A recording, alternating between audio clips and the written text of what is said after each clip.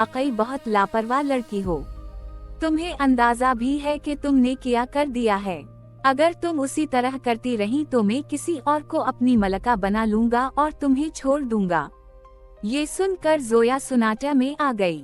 वो शुरू से ही शाहवीर से जान छुड़ाना चाहती थी, मगर आज जब शाहवीर ने छोड़ने की बात की तो उसके दिल में चुभन पैदा हो गई। यसरा जो महल में एक मुशीर बनकर आई थी, दरअसल एक जालिम बादशाह की बेटी थी जिसे जोया के बाप ने शिकस्त दी थी। यसरा के दिल में नफरत की आग सुलग रही थी। उसकी माँ एक ताकतवर जादूगरनी बन चुकी थी। उसकी माँ ने यसरा को एक जादूज़दा अंगूठी दी थी। यसरा ने अपनी अक्लमंदी का जाल बिछाकर मगरूर शहजादे शाहवीर को मुकम्मल तौर पर अपने कब्जे में कर लिया।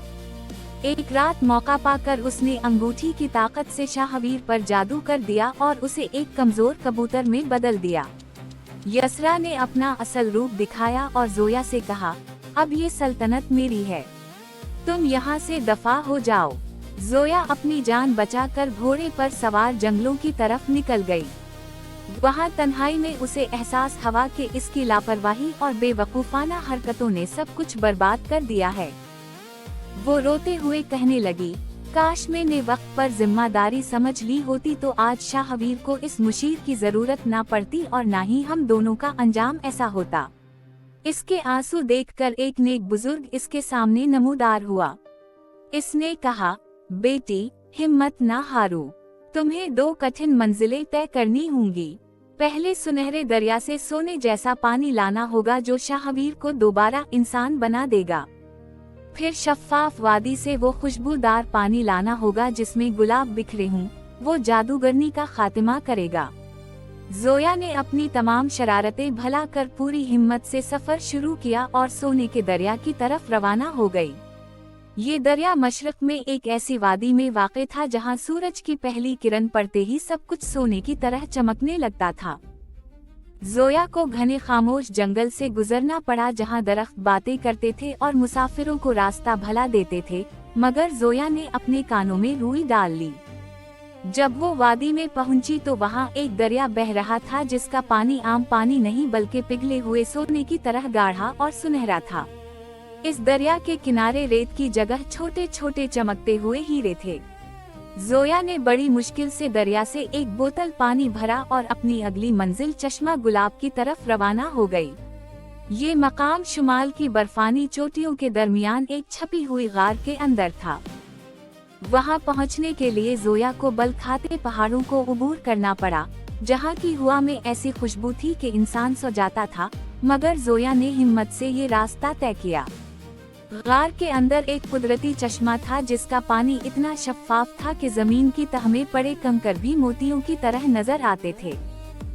इस चश्मे की खास बात ये थी कि इसके ऊपर कुदरती तौर पर ताज़ा गुलाब की पत्तियां हर वक्त बिखरी रहती थीं, हालांकि वहां कोई गुलाब का पौधा भी नहीं था। जोया ने जल्दी से पानी भरा और वापसी के लिए रवाना हो गई। इन मकामात तक पहुंचने के लिए जोया को कच्ची जमीन पर सोना पड़ा, जंगली फल खाने पड़े और कई रातें जागकर गुजारनी पड़े। जब वो इन बोतलों को लेकर महल की तरफ लौटी तो वो पहले वाली लापरवाह शहजादी नहीं रही थी। इसके चेहरे पर थकन थी, मगर आंखों में वो चमक थी जो सिर्फ उन लोगों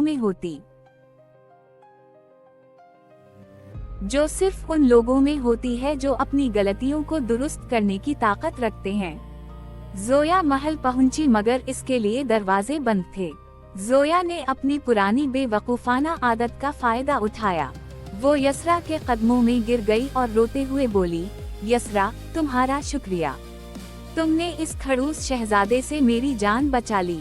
मैं तुम्हारा एहसान कभी नहीं भूलूंगी। ये सुनकर यसरा के चेहरे के तासुरात बदल गए। जोया ने कहा, बाहर तो इतने मोटे मोटे मच्छर हैं, मुझे अपनी नौकरानी बनाकर रख लो, मगर मुझे उसी महल में रहने दो। यसरा ने गुरूर में सोचा, ये तो वाकई बेवकूफ है, ये मेरा क्या बिगाड़ लेगी, और उसने जोया को महल में रहने की इजाजत दे दी। जोया खामोशी से 5 दिन तक कबूतर को वो सुनहरा पानी पिलाती रही। 5वें दिन दरबार सजा हुआ था और यसरा तख्त पर बैठी अपनी फतह का जश्न मना रही थी। अचानक जोया आगे बढ़ी और उसने जादुई गुलाब वाला पानी पूरी ताकत से यसरा पर फेंक दिया। एक जोरदार धमाका हुआ, काली आंधी चली, यसरा चीखती हुई धुएं की तरह गायब हो गई और इधर कबूतर ने झटका खाया और शाहवीर दोबारा अपने इंसानी रूप में वापस आ गया।